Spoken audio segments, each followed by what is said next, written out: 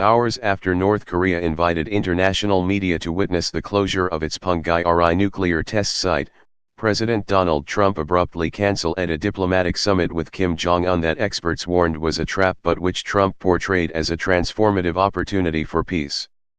Former officials and experts experienced with North Korea and Northeast Asian diplomacy warned that the U.S. was now in a far worse geopolitical position and that the pivotal nations of China and South Korea would blame Trump for the collapse of the summit.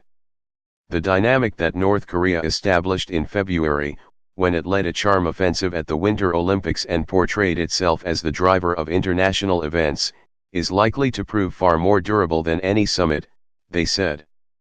"We're not just going to revert back to the way things were ahead of the Olympics," said Abraham Denmark, the Pentagon's senior Asia policy official during the Obama administration.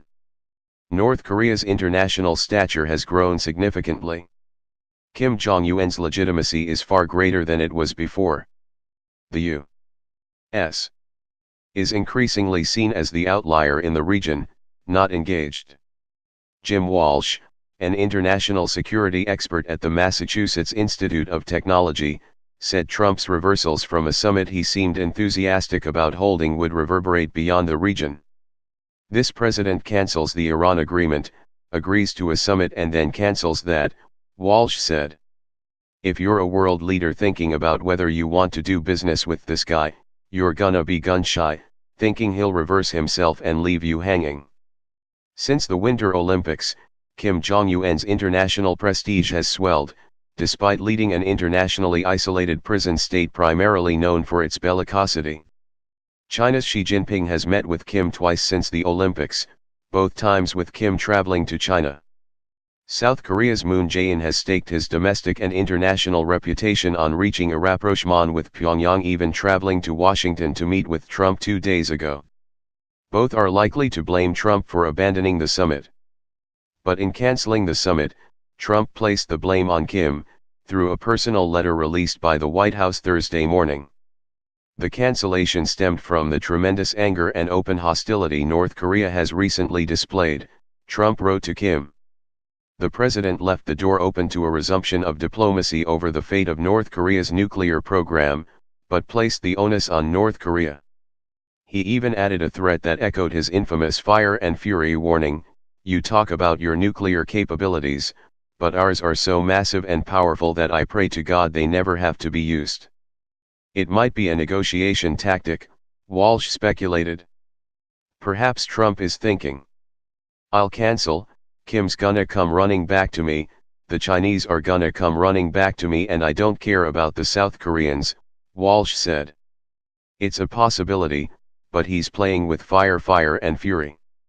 To Denmark, North Korea's positions have been remarkably consistent from before the Trump administration until now.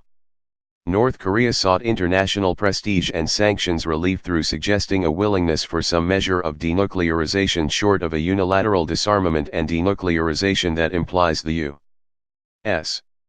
would pull back its military from its treaty-backed defense of South Korea.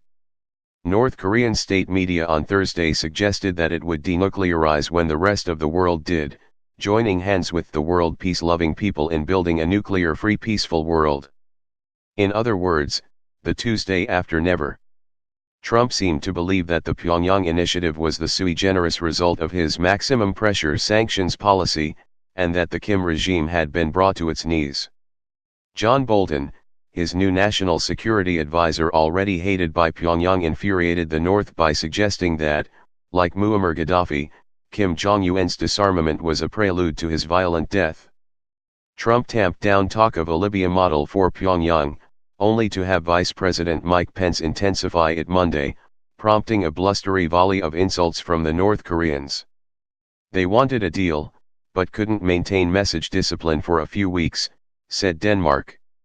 Anyone who knows North Korea or has been paying attention should never have expected North Korea to denuclearize in the way the Trump administration was talking about it. Trump and his allies raised expectations for the summit to astronomical proportions. The administration even minted a challenge coin for the summit with what it called Supreme Leader Kim Jong-un. On the Trump favorite morning show Fox and Friends yesterday, a once rumored choice to run the Department of Veterans Affairs, Pete Hegseth, sycophantically said Kim probably doesn't love being the guy who has to murder his people all day long. The proximity between the Punggye-ri destruction and Trump's summit cancellation would likely strengthen North Korea's hand with Beijing and Seoul and weaken Washington's, Denmark said. Moon now looks to be rebuked by Trump after Tuesday's meeting between the allies at the White House. Politics on the Korean peninsula have changed.